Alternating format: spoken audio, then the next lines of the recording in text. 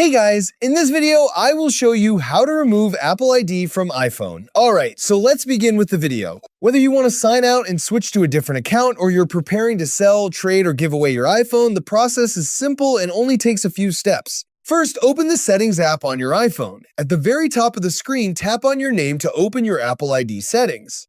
Next, scroll all the way down and tap Sign Out at the bottom of the page. If the sign out option is unavailable or appears grayed out, go into your screen time settings and turn off content and privacy restrictions. After tapping Sign Out, you'll see different options. If you're getting ready to sell, trade, or give away your iPhone, you can choose to erase the device after signing out.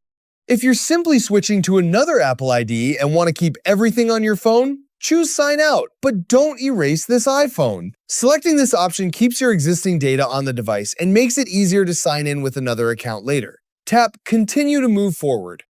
You'll now see a message explaining what happens next. Even if you keep all your data on the device, your iPhone will still sign out of your Apple ID, turn off Find My iPhone, tap Continue again, and the final step is entering your Apple ID password. If you don't remember your password, tap Forgot Password. You may be able to verify using your iPhone passcode and reset your Apple ID password directly from there. And that's it! So that's basically how you can remove Apple ID from iPhone. So that's all for this video. See you in the next one. Thanks!